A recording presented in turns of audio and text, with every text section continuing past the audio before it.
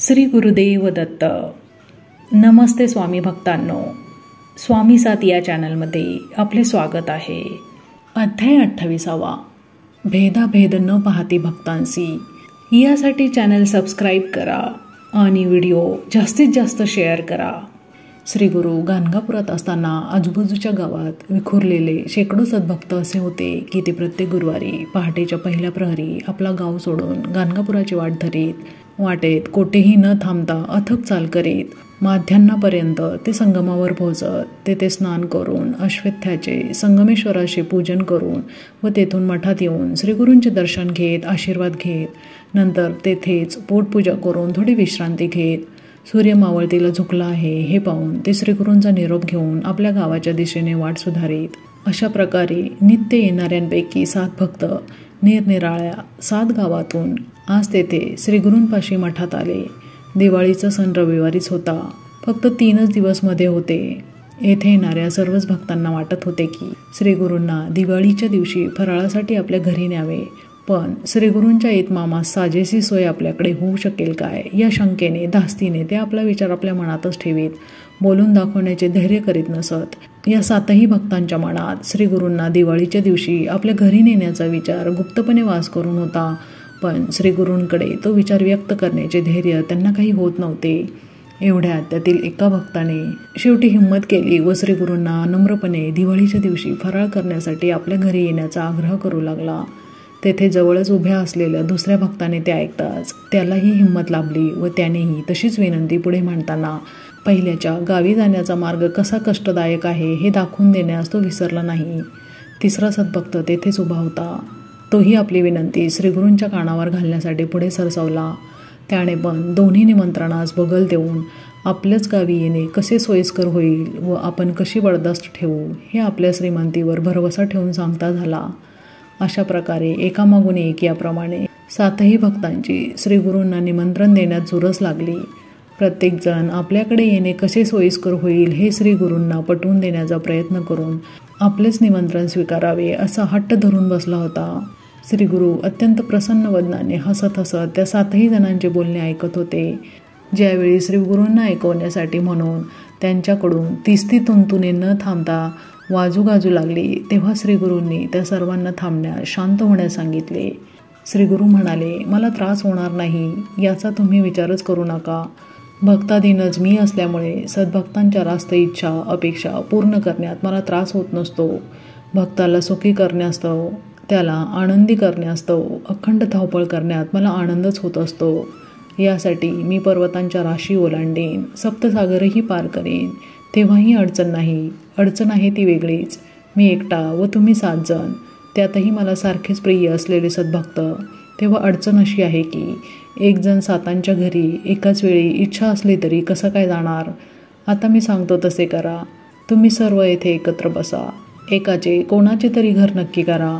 सर्वजण त्या घरी जमा. येताना आपापल्या घरचे थोडे थोडे घेऊन या, मला खाता येईल. तेव्हा आता तिथे कोपऱ्यात बसा व कोणाकडे जमायचे ते ठरवून मला सांगा. श्रीगुरूंचे हे बोल ऐकून ते 7ही जण त्या कोपऱ्यात जाऊन बसले. श्रीगुरूंच्या सल्ल्यानुसार एका कोणाचे तरी घर निश्चित करून तेथे सर्वांनी जमावे याबाबत त्यांचे एकमत झाले. पण हे घर ठरवताना अडचण निर्माण झाली. प्रत्येकाला एकत्र जमण्यासाठी आपलेच घर निवडावे असे वाटू लागले व तसा आग्रह धरून प्रत्येकजण इतरांना तसे सांगू लागला.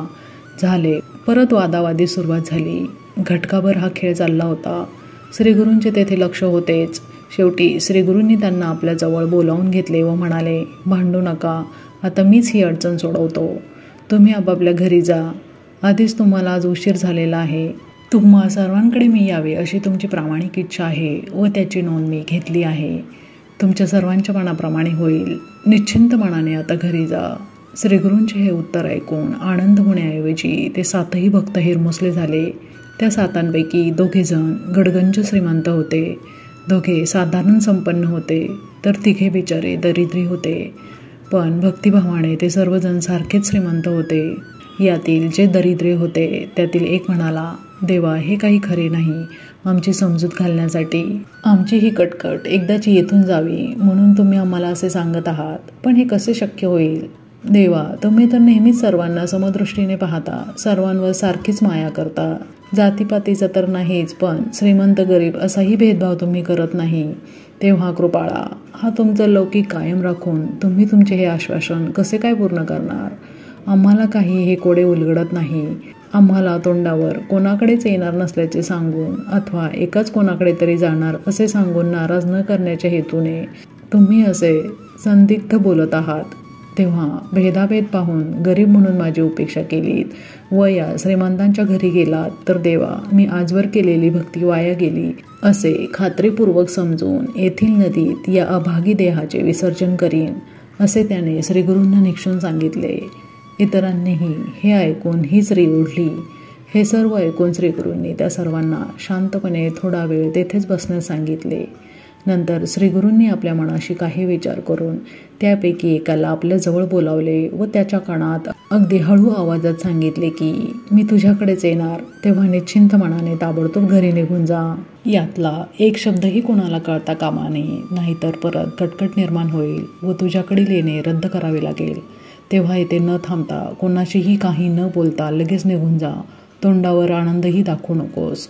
कोणालाही तुझ्या मनातले हे गुपित समजता कामा नये असे सांगून त्यांनी या पहिल्या सद्भक्तास वाटेस लावले व थोड्या वेळाने दुसऱ्याला जवळ बोलावून त्याच्याही कानात पहिल्याला जे सांगितले तेच सांगून त्यालाही त्याच्याप्रमाणे वाटेला लावले. मग तिसरा, मग चौथा करता करता त्या सर्व 7ही जणांवर तोच प्रयोग करून प्रत्येकाच्या कानात तुझ्याकडे येतो असे सांगून त्या सर्वांना श्रीगुरूंनी रवाना केले. ते सर्व आनंदित होऊन अगदी जितमया या भावनेने घरी पळत सुटले. 7ची 7 गावे असल्यामुळे मठात आल्याविना गाठभेट होणेही शक्य नव्हते. आज शनिवार उजाडला, रविवारी धनत्रयोदशी, दिवाळी होती. तेव्हा मठातील काही भक्त शिष्य फराळासाठी गावातून कोणाला बोलवावे की काय असे श्रीगुरूंना विचारते झाले. त्यावेळी श्रीगुरू त्या भक्तांना म्हणाले, गुरुवारी जे 7 भक्त निमंत्रणे देऊन गेले आहेत त्यांच्याकडे जाण्याचा आपला मानस आहे. हे ऐकून ते मठातील भक्त शिष्य नाराज झाले व म्हणाले, दिवाळीसारखा सण व तुम्ही आम्हाला सोडून जाणार. तुम्ही पंक्तीला उद्या नसला तर आम्ही सर्व उपोषण करू, कारण आमचा देवच जर उद्या इथे नसला तर आम्ही नैवेद्य तो कोणाला दाखवायचा व प्रसाद कोणाचा ग्रहण करायचा. कृपा करा, उद्या कोठे जाऊ नका. लागलीच निरोप पाठवून पाहिजे तर त्या 7ही जणांना उद्या फराळ करण्यासाठी मठात बोलावून घेतो. त्यांचा हा आग्रह पाहून श्रीगुरू म्हणाले, ठीक आहे, उद्या येथेच फराळ करू. तुमचा आनंद तोच माझा आनंद. तुम्हाला योग्य वाटतील ते जिन्नस करा व तुम्हाला योग्य वाटतील त्या व्यक्तींना निमंत्रणे द्या. आज रविवार. सर्व दिवस धामधुमीत संपून सूर्यास्त झाला. मठात सर्वत्र उत्तम रांगोळ्या रेखाटून झाल्या. सर्वत्र दीप उजळले. मंजूळ सनईवादन गाणी येऊ लागले. कलात्मक दृष्टीने मांडलेल्या पंक्त्या चित्त वेधून घेऊ लागल्या. मंगल स्नाने झाली. प्रतिवर्षाच्या पद्धतीत खंड न पडता आजही दिवाळीच्या दिवशी श्रीगुरूंनी फराळ ग्रहण करताना संगत लाभणार हे पाहून मठातील सर्व उपस्थित आनंदले होते. श्रीगुरू फळासाठी अन्य परस्थ भक्तांकडे जाणार असल्याची कुणकुण सर्वांच्या कानी गेली होती. श्रीगुरूंनी मठातील भक्तांवरील प्रेमाने बाहेर जाणे रद्द केले हे पाहून मठातील सर्व भक्त स्वतःला धन्य समजत होते. आज प्रथमच केवळ आपल्यावरील प्रेमापोटी श्रीगुरूंनी परस्थ भक्तांना दिलेले वचन पाळले नाही असे तेथील जो तो दुसऱ्याला सांगत होता. अगदी हळू आवाजात चाललेली ही कुजबूज श्रीगुरूंच्या कानावर जात होती. श्रीगुरू हा सर्व प्रकार पाहून मनात हसत होते व आपल्या मनाशी म्हणत होते, सर्वच वेड्यांचा बाजार आहे, अज्ञानी आहे, त्यांना अजून माझा थांग लागलेला नाही. सर्वांना आनंदी समाधानी करणे पाहणे हेच तर माझे ब्रीद. सर्वांनी गुरूंना वंदन केले व सर्वांनी मोठ्या आनंदाने त्या फराळाचा समाचार घेतला. सर्वांच्या आटोपल्यावर झाले ना सर्वांच्या मनासारखे असे तेथील भक्तांस म्हणून श्रीगुरू उठून गेले. अशा प्रकारे त्या दिवाळीच्या दिवशी मठातील श्रीगुरूंचे वास्तव्य तेथील सर्वांनी प्रसन्न चित्ताने अनुभवले. तिकडे त्या 7ही सद्भक्तांच्या घरीही आजच्या या दिवाळीच्या दिवशी मोठी धामधूम उडाली होती. त्यांच्या आयुष्यातील हा दिवस परमभाग्याचा असा ठरणार होता. त्यांचे श्री गुरुदेव म्हणजेच प्रत्यक्ष भगवान श्री दत्तात्रय आजच्या दिवाळीला फराळ ग्रहणासाठी त्यांच्याकडे येणार होते. त्या आनंदाने ते बेभान झाले होते. स्वागताची जय्यत तयारी केली होती. या सुवर्णाक्षरांनी लिहून ठेवण्यायोग्य समारंभासाठी गावातील निवडक प्रतिष्ठितांना सर्व नातेवाईकांना आवर्जून निमंत्रणे देण्यात आली होती. मठात श्रीगुरूंना आमंत्रण देताना जो प्रकार घडला होता तो सर्व अगदी रंगवून आपल्या स्नेही सोबत्यांना, नातेवाईकांना सांगितला जात होता व आपलेच आमंत्रण श्रीगुरूंनी स्वीकारल्याने आपण किती भाग्यवान आहोत, श्रीगुरूंचे आपल्यावर किती प्रेम आहे हे त्यांना पटवून देण्यात येत होते. श्रीगुरू वचनानुसार प्रत्येकाच्या घरी हजर झाले. तेथील आनंदात विनोदात सहभागी झाले. त्यांची पूजा स्वीकारून, त्यांनी दिलेल्या भेटवस्तू स्वीकारून, फराळ करून, आशीर्वाद देऊन श्रीगुरू तेथून परतले. सातही भक्तांनी आपापल्या घरी हा श्रीगुरूंचा सुखद सहवास अनुभवला. ते सर्व कृतकृत्य झाले. अशा प्रकारे दिवाळीचा सण पार पडल्यानंतर त्रिपुरारी पौर्णिमा उगवली. प्रतिवर्षाच्या प्रथेनुसार दीपपूजेस्तव पुष्कळ भक्त तेथे जमले. त्यात सातही गावातील ते 7 सद्भक्त होतेच. एकमेकांशी चांगलेच परिचित असल्यामुळे एकमेकांचे कुशल विचारीत ते बसले होते. त्यातील एक दिवाळीला श्रीगुरू आपल्याकडे आले होते असे दुसऱ्याला म्हणाला. दुसऱ्याने हे ऐकताच खोटी बढाई मारू नकोस, श्रीगुरू दिवाळीला माझ्याकडेच आले होते असे त्याला म्हणाले. शेजारी बसलेला तिसरा हा दोघांचा संवाद ऐकून म्हणाला, तुम्ही दोघेही खोटे बोलत आहात, कारण श्रीगुरू तर माझ्या घरी आले होते. अशा प्रकारे तेथे खो खोचा खेळ सुरू झाला व प्रत्येकजण आपल्याकडे श्रीगुरू आले होते असे सांगून दुसऱ्यासच केवळ नव्हे तर सर्वांवर खोटे बोलण्याचा आरोप करीत होते. तेथील जे इतर भक्त हे ऐकत होते त्यात काही मठात वास्तव्य करून राहिलेले होते. ते म्हणाले, तुम्हा 7ही जणांना काय वेडबीड लागले आहे का?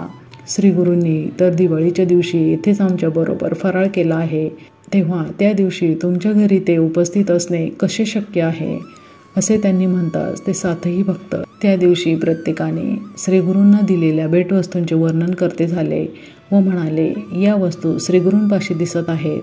हा पुरावा तर पटण्यासारखा होताच, पण प्रत्यक्ष दिवाळीच्या दिवशी श्रीगुरूंना पाहिल्याचे स्मरण पण पक्के होते. मग ते सर्व खरे काय ते जाणून घेण्यासाठी श्रीगुरूंजवळ गेले. श्रीगुरूंना उडालेला सर्व गोंधळ सांगितला व सत्य काय आहे ते सांगण्यास श्रीगुरूंना विनंती केली. श्रीगुरू म्हणाले, 7ही सद्भक्त जे सांगत आहेत ते पूर्ण सत्य आहे. मठातील भक्त सांगतात तेही खरे आहे. मी त्या दिवशी 8ही ठिकाणी उपस्थित होतो. भेदाभेद न करता सर्वांना समदृष्टीने पाहणे हेच तर माझी ब्रीद व सर्वच भक्त मला सारखेच जवळचे. तेव्हा कोणालाही दुःखी करू नये, सर्वांना संतोष द्यावा, सर्वांच्या सदिच्छा पूर्ण कराव्या व दिलेल्या वचनाचे पालनही करावे, म्हणून मी एकाच वेळी 8 रूपे धारण करून 8ही उपस्थिती दर्शवली. हे ऐकून त्या भक्तांनी श्रीगुरूंना विचारले, देवा हे कसे काय शक्य आहे? यावर श्रीगुरू म्हणाले, हे अशक्य नाही. जाज्वल्य भक्ती हा या शक्तीचा पाया आहे. भक्ती जशी वाढेल, अगदी उच्च कोटीला जेव्हा पोहोचेल तेव्हा सिद्धी प्राप्त होईल व सिद्धी साध्य केल्याने हे करणे अशक्य नाही. श्रीमद भागवताच्या 11 स्कंदामध्ये या सिद्धी किती प्रकारच्या आहेत, त्यांचा उपयोग कसा होतो, काय व कसे केल्याने त्या प्राप्त होतात याचे समग्र वर्णन दिलेले आहे. पण सिद्धींचा वापर फार जपून केला पाहिजे, नाहीतर त्या आध्यात्मिक नाशाला म्हणजेच आत्मनाशाला, सर्वनाशाला कारणीभूत होतील. या सिद्धींचा उपयोग करताना कोणाचेही अनहित होत नाही. त्याचप्रमाणे आपला किंचितही स्वार्थ साधला जात नाही हे बारकाईने पाहणे अत्यावश्यक आहे. नाहीतर हे दुधारी शस्त्र आपला घात केल्याविना राहणार नाही. प्राप्त झालेल्या सिद्धींचा उपयोग करण्याचा मोह टाळणे मोठमोठ्या महाभागांना शक्य झालेले नाही. तेव्हा या सिद्धींच्या प्राप्तीचा विचार शहाण्याने करू नये.